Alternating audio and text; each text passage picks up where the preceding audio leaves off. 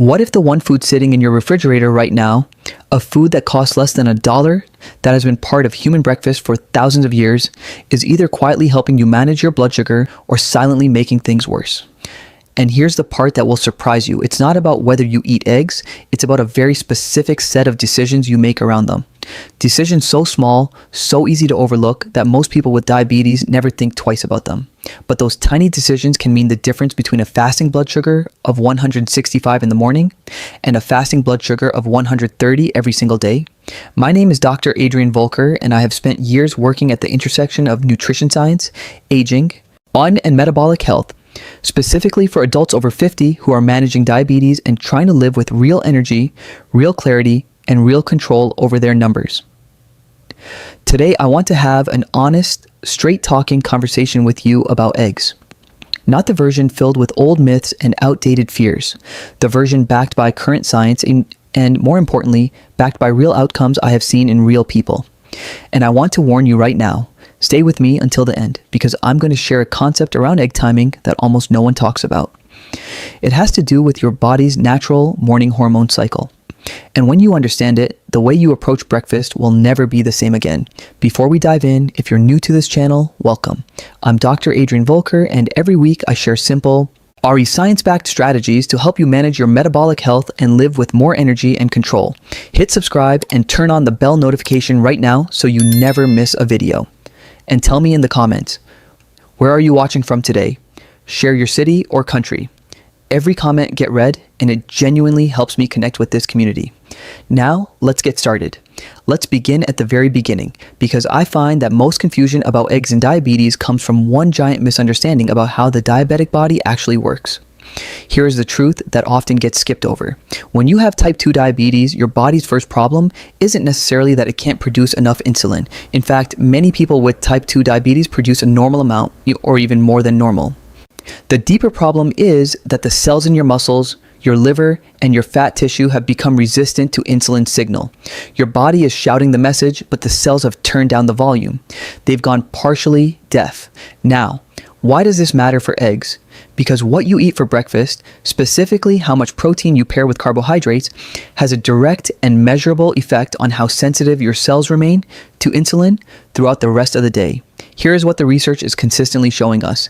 Eating high-quality protein in the morning helps reduce what scientists call the postprandial glucose spike, the sharp rise in blood sugar that happens after a meal. Protein does this in two powerful ways. First, it slows gastric emptying.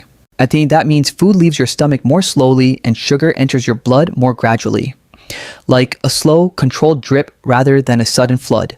Second, certain amino acids in protein, particularly leucine, which eggs are especially rich in, actually stimulate the pancreas to release insulin in a more timely and proportionate way. In other words, protein helps your insulin response become more precise rather than chaotic. 2 large eggs contain approximately 12 to 13 grams of complete high-quality protein. Complete means it contains all 9 essential amino acids your body cannot manufacture on its own. And here's what makes eggs especially remarkable. Their glycemic index is essentially 0. They do not raise blood sugar by themselves, not by a single point. And this is important, though, that 0 only stays at 0 if you handle them correctly. The moment you start frying them in butter, stacking them on white toast, or pairing them with sweetened juice, that protective power begins to erode. Not because the egg changed, because what surrounds it changed. Now, let me address the elephant in the room. Cholesterol. Because I know what some of you are thinking. You were told, probably by a doctor maybe 10 or 15 years ago, that eggs raise your cholesterol and are dangerous for your heart. And if you're living with diabetes, which already increases cardiovascular risk, you took that advice seriously. You gave up eggs, you switched to oatmeal and fruit, you thought you were making the safer choice. Here's what the science now tells us, and I want you to hear this clearly. For the vast majority of healthy adults, including most people with type 2 diabetes, dietary cholesterol, the cholesterol you eat in foods like eggs, has a minimal effect on your blood cholesterol levels. The bigger drivers of harmful LDL cholesterol are refined carbohydrates, added sugars, and trans fats, not eggs. In fact, research published in the American Journal of Clinical Nutrition found that whole egg consumption improved what scientists call cholesterol efflux capacity, the ability of your HDL, your good cholesterol, to actually remove harmful cholesterol from your artery walls and carry it out of your body. And a 2025 randomized controlled trial from the same journal found that when 2 eggs per day were eaten as part of a diet low in saturated fat, LDL cholesterol actually decreased compared to a high saturated fat diet without eggs. What that tells us is something very important. The problem was never the egg sitting in your refrigerator. The problem was what we were cooking it in and what we were eating alongside it. The egg you gave up might have been your friend all along. Before I tell you about a patient whose story illustrates this perfectly, take a second and tell me your name and where you're tuning in from in the comments. I genuinely go through every comment and I want to know who I'm speaking to and supporting here. And if this is already reframing the way you think about breakfast, hit the like button right now. It genuinely helps this video reach more people who need this information. Now, let me tell you about Mary. Mary came to me at 71 years old. She had been managing type 2 diabetes for nearly a decade. She was sharp, disciplined, and deeply committed to doing everything right. But her A1C had been sitting stubbornly at 8.0% for 2 years, and her fasting blood sugar rarely dipped below 158 in the mornings, despite her medications. When I asked her to walk me through her daily routine, she described it with quiet pride. She woke up at 6:30, took her medication, and made herself what she called a heart-healthy breakfast: steel-cut oatmeal with a tablespoon of honey and half a cup of blueberries. A glass of cranberry juice she had bought from the health food store because it said no added sugar on the label, sometimes a small whole wheat muffin that she baked herself. Mary had done her homework. She genuinely believed this was a responsible, diabetes-friendly breakfast. And I had to tread very carefully because I did not want to dismiss the genuine effort she had put in.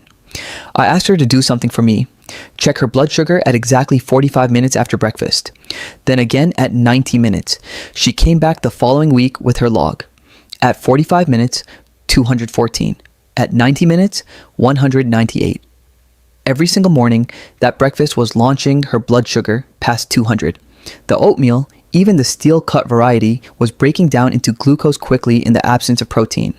The honey was adding pure simple sugar. The no added sugar cranberry juice still contained 24 grams of naturally occurring sugar per cup with 0 fiber to slow it down. And the whole wheat muffin, despite its wholesome reputation, was delivering another rapid carbohydrate load. Her body was working overtime every morning before 8 a.m. Here's what I proposed. No dramatic overhaul, no long food list, just one foundational shift.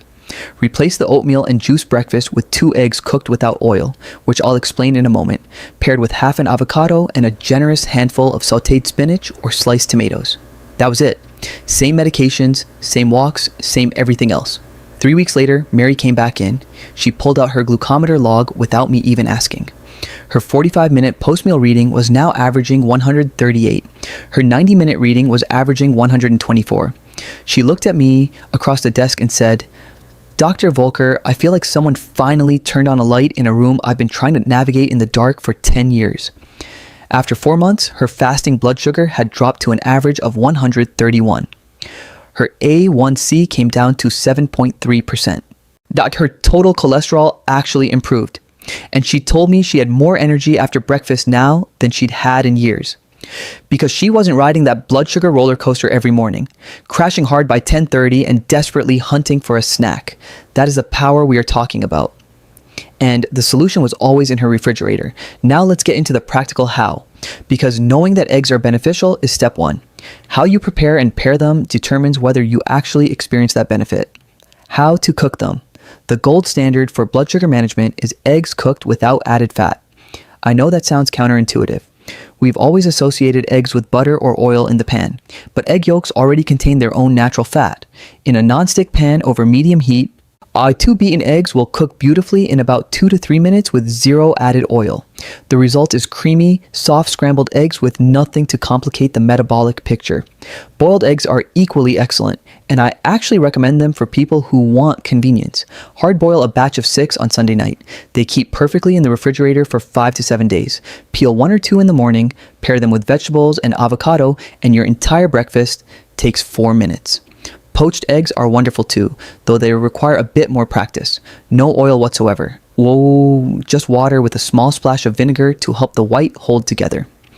What you want to avoid is frying eggs in oil or butter at high heat. Some of you might be thinking, but I use olive oil. Isn't that healthy? Olive oil is genuinely a wonderful food, but its benefits are greatest when consumed cold or at low temperatures. When you heat it to frying temperatures, you're diminishing those benefits and adding a significant fat load that in the context of diabetes can temporarily worsen insulin resistance at the cellular level. Save your olive oil for salads and drizzling on vegetables. What to pair them with? This is where the real magic happens, or where people unknowingly undo all the good the egg was doing. Avocado is the single best companion for eggs in a diabetes-conscious breakfast. The monounsaturated fats in avocado slow digestion and reduce the glycemic impact of anything else you're eating. They also support heart health, which matters enormously for people with diabetes. Half a ripe avocado alongside 2 eggs is a combination that is filling, nutritious, and genuinely stabilizing to blood sugar. Spinach is your next best friend, and I want to give you a specific reason. Spinach is one of the richest dietary sources of magnesium. Studies have consistently found that people with type 2 diabetes tend to have lower magnesium levels than people without the condition. And low magnesium is directly associated with poor insulin sensitivity. Eating spinach regularly, especially with a protein-rich meal, is one of the simplest ways to address that gap. Tomatoes, bell peppers, onions, and mushrooms are all excellent additions.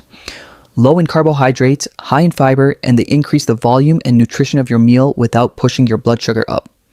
What you want to avoid pairing with your eggs: white bread, flour tortillas, sweet biscuits, hash browns, sugary ketchup, orange juice, and processed deli meats like bacon or sausage. These pairings are so common at breakfast that most people don't even think of them as choices. They just feel like what goes with eggs.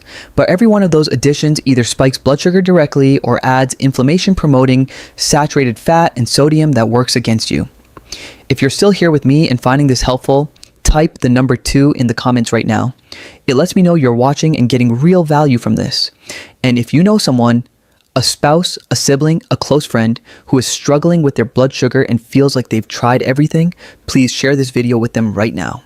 Sometimes all it takes is one piece of information arriving at the right moment to change everything. The share button is right there. Use it. Now, let me share the one insight that almost nobody talks about. The one change that makes the biggest difference. Egg timing and your morning hormone cycle.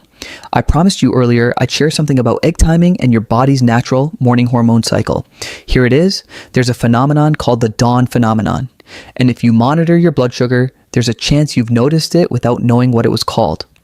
In the hours just before you wake up, your body releases a wave of hormones: cortisol, glucagon, growth hormone, as part of its natural preparation to get you out of bed and functioning.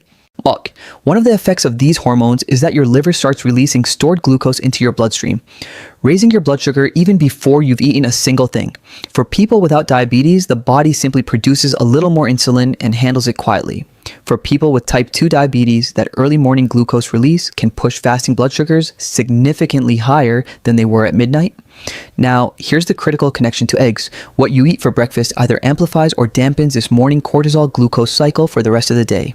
A high carbohydrate breakfast essentially layers another glucose load on top of the one your liver already delivered. A high protein breakfast, eggs being the star in the Almarkirik, sends a calming signal to your metabolic system. It feeds your muscles without triggering additional insulin surges, and it dampens the inflammatory response that cortisol can trigger. The practical implication: eat your eggs within 30 to 60 minutes of waking up. Don't let that morning cortisol window run unchecked. Give your body protein early, and your blood sugar curve for the rest of the day will be measurably flatter. Let me tell you about Robert, 66 years old, a retired school principal who came to me with what he called stubborn morning numbers. His fasting blood sugar was consistently between 145 and 165. Despite reasonably good daytime control, Robert was already eating eggs for breakfast. Good for him. But his dinner every night was a heavy carbohydrate meal: rice, pasta, or bread. And around 9 p.m., he'd often have a small bowl of cereal because he was slightly hungry before bed. I introduced him to what I call the evening egg strategy. When you eat a significant carbohydrate load in the evening, your liver has an abundance of glucose to work with overnight and tends to over-release stored glucose in the early morning hours. But when you replace that evening carbohydrate load with a protein-centered meal, particularly eggs, your liver's overnight behavior changes. It has less glucose to work with, so its early morning release is more measured and controlled. I asked Robert to try this 3 nights a week, replace his usual evening carbohydrate-heavy meal with a 2-egg omelet packed with vegetables, spinach, peppers, mushrooms, whatever he had, accompanied by a small green salad with olive oil and vinegar. No bread, no rice. Among just eggs and vegetables. 3 nights per week. That was all. After 3 weeks, his average fasting blood sugar had dropped from 158 to 137. He was stunned. His primary care physician at his next appointment looked at his home glucose log and asked what medication he'd changed. Robert told him, "I started eating eggs for dinner 3 times a week." The doctor actually laughed. Not unkindly, but with genuine surprise, because we are simply not taught to think of food as having that kind of targeted, measurable impact. But it does. Now, an important point I want to make clearly, if you are on insulin therapy, a significant change like adding high-protein meals in the evening can affect how your insulin works overnight. Please, before making dietary changes this significant, have a conversation with your doctor or endocrinologist.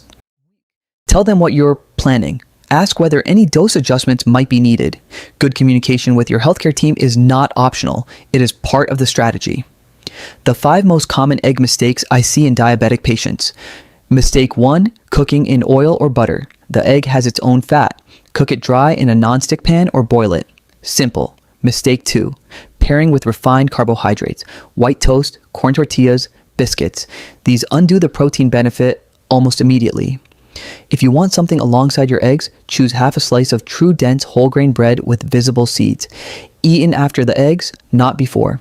Mistake 3, drinking juice alongside. Even fresh squeezed 100% natural orange juice delivers a significant glucose hit with no fiber. Eat the whole fruit if you want the vitamin C, don't drink the juice. Mistake 4, throwing away the yolk. The yolk contains choline for liver health, vitamin D for insulin sensitivity, lutein and zeaxanthin for eye protection, and B vitamins for nerve function. People with diabetes need every single one of those nutrients. Eat the whole egg. Mistake 5, eating eggs too late in the morning. Remember the dawn phenomenon. Get protein into your system within 30 to 60 minutes of waking to dampen that early cortisol glucose surge. Your simple, ready-to-use plan. Starting tomorrow morning. Wake up. Within 30 to 60 minutes, prepare 2 eggs, scrambled without oil or hard-boiled from the batch you made the night before. Pair them with half an avocado and a generous portion of any non-starchy vegetable, spinach, tomatoes, peppers, or mushrooms. Drink water or unsweetened herbal tea. 1. Eat the eggs and vegetables first. If you need a small piece of whole grain bread, eat it last. That is it. Nothing exotic. Nothing expensive, nothing that requires a special trip to a health food store. If you want a mid-morning snack, a single hard-boiled egg with a small handful of walnuts or almonds is your most blood sugar stable option. It will hold you through to lunch without a crash. I want to close with something Mary said to me at her 6-month follow-up appointment. I asked her how she felt about the change she had made, not just the numbers, but how she felt waking up in the morning. She thought about it for a moment and said, "For the first time in years, I'm not afraid of my breakfast. I used to dread checking my blood sugar after I ate because I always knew it was going to be high and I never understood why when I was trying so hard. Now I check it and I feel proud, not of the food, of the fact that I finally have the right information." That sentence stayed with me because that is what this is really about. It's not about eggs. It's about giving you back a sense of agency over your own health, replacing fear with knowledge, replacing frustration with a strategy that actually works. Your body is not your enemy. It has been doing its best with the signals it's been given. When you give it better signals, the right protein at the right time, paired with the right foods, it responds, sometimes faster than you'd ever expect. Start tomorrow morning, 2 eggs cooked without oil, half an avocado. A generous pile of vegetables. Eat within an hour of waking up. Then come back here and tell me in the comments what your numbers look like. This video is for educational and informational purposes only. It does not replace the guidance of your personal physician or healthcare team. Always consult your doctor before making changes to your diet, especially if you are taking medication for diabetes or any other condition. If this video gave you something real today, a new angle, a new idea, one thing you didn't know before, please give it a like right now. It takes 1 second and it tells me this kind of content is worth making more of. Subscribe to this channel if you haven't already and turn on the bell notification. I share simple, science-backed habits every single week to help you stay in control of your health. And share this video. If you know someone, a spouse, a sibling, a friend who is struggling with their blood sugar and feels like they've tried everything, send them this video right now. Sometimes, all it takes is one piece of the right information arriving at the right moment to change everything. I'm Dr. Adrian Volker. Take care of yourselves, you deserve it, and I will see you in the next video.